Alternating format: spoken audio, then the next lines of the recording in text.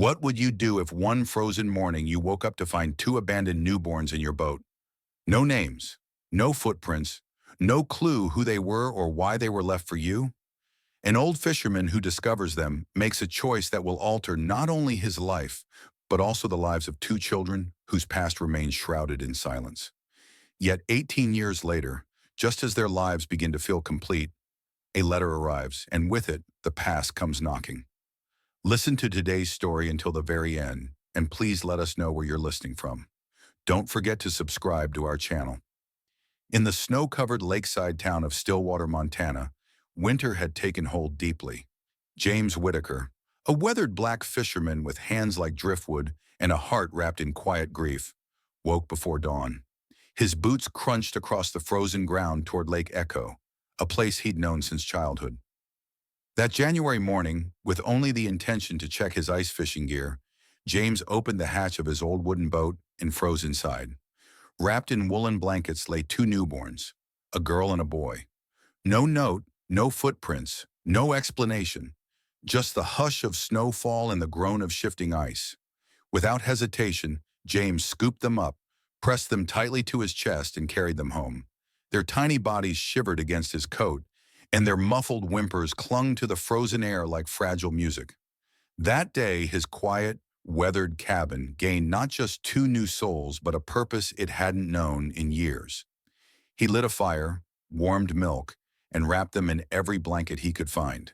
He named the girl Sophie after his late wife's favorite storybook character. The boy he named Ethan, after his father, a man of few words but deep compassion. In naming them, feeding them, and rocking them to sleep by the fire, James unknowingly began stitching together the torn pieces of his own shattered heart. Life in Stillwater changed. The townsfolk whispered initially, "Who leaves babies in a boat? Was the old man hiding something?" But James offered no story. "I found them. They're mine now," he'd say, then fall silent. Over time, suspicions softened into acceptance. The twins thrived under James' care. Sophie grew bold and fiery, chasing geese and hollering at moose. Ethan was her opposite, quiet, curious, content to sit by the lake and skip stones into silence. James taught them to fish, read the wind, listened to the lake's mood.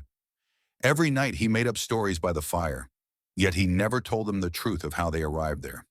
On Sophie and Ethan's 16th birthday, questions stirred one night. "Grandpa," Sophie asked, "did you really find us in a boat?" James looked into the fire. "Yes," was all he said. The children didn't press, but seeds had been planted.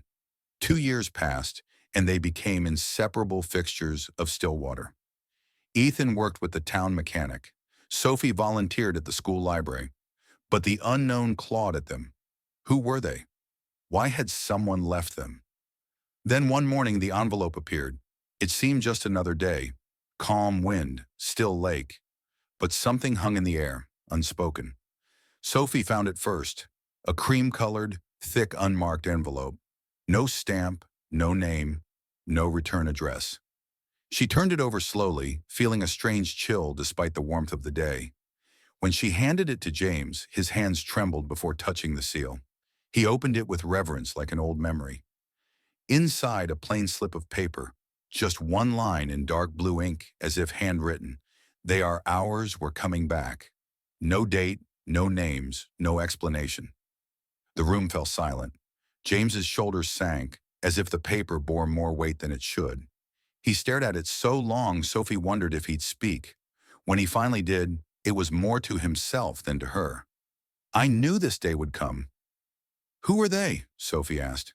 James whispered, "I don't know, but I have an idea." A week later, a sleek black SUV with DC plates rolled into Stillwater. Out stepped Richard and Catherine Kessler, elegant, poised, and utterly out of place. James met them at the porch. "We're here for Ethan and Sophie," Richard said.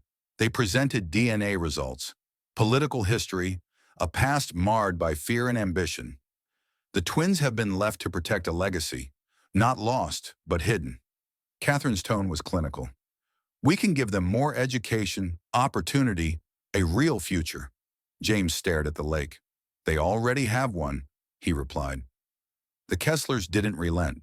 They visited daily, brought lawyers, papers, promises. Ethan was tempted, not by wealth, but by truth. "I just want to know who I am," he told Sophie. Sophie burned with anger. "You know who you are. You're ours." The tension split their world. James, too, faded. His once strong frame hunched and his voice softened. "If you leave," or he told them, "the door stays open, always." One snowy morning, Ethan packed a bag and stepped into the Kesslers' SUV without looking back. Sophie stood on the porch, tears frozen to her cheeks. James put an arm around her. "He's not lost, he's searching." Months passed and no word came. Sophie withered. She kept busy tending the garden, feeding chickens. But the silence Ethan's absence left grew louder each day. James aged more visibly. His steps slowed, his eyes clouded. He said little, but Sophie could tell he was waiting for Ethan, or at least a sign. Then finally a letter arrived, 3 lines in Ethan's familiar scroll. "Sophie, I don't know who I am, but when I close my eyes, I see you and Grandpa. I haven't forgotten." Hope flickered, but so did fear. What had he become? Sophie traveled to D.C., finding him caught in camera flashes, a puppet in a political image. "You're not a symbol," she told him. "You're Ethan. You're ours." He broke the tight composure he'd maintained for months. His voice trembled, not with weakness, but with yearning. "Take me home." That one sentence said everything: regret, hope, longing to be whole again. Ethan's return was quiet. No parade, no big speech, just a knock. Sophie opened the door and hugged him tight. James didn't speak. He didn't have to. His eyes said everything. He came back. They sat by the fire that night, just as always. James's health declined. He gave Ethan a small wooden box. "Open it when I'm gone," he said. A month later, James passed peacefully in his sleep. No drama, just peace. His hand rested over his chest as his breathing ceased.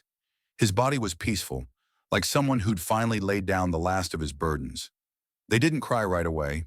They sat beside him, holding his hands, honoring the silence of a man who had given them everything without ever needing to say much at all. Ethan opened the box, revealing a letter. "I didn't save you. You saved me.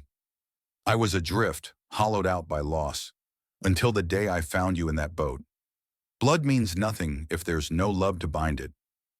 What we shared wasn't duty, it was choice. It was heart. You were my reason for waking up every day, for believing in something again. Don't forget that. When the world makes you question who you are, remember what we built here. Out of nothing but kindness, stories, and trust. That's what matters most." They didn't cry in the usual way. They grieved by remembering every story he told, every knot he taught them to tie, every look that said, "I'm proud of you," without words. And in that quiet grief, they found a strange kind of peace, a peace rooted in the love James left behind. Sophie turned the cabin into a community library. Ethan rebuilt the dock. A wooden sign above it read, "To the one who held us when we were drowning." Visitors came. Some heard the story, some didn't believe it. But those who knew Ethan and Sophie saw the truth. A fisherman chose love over fear, and that choice changed everything. What would you have done if you were in Ethan and Sophie's shoes? Would you follow the truth written in your blood or stay loyal to the love that raised you?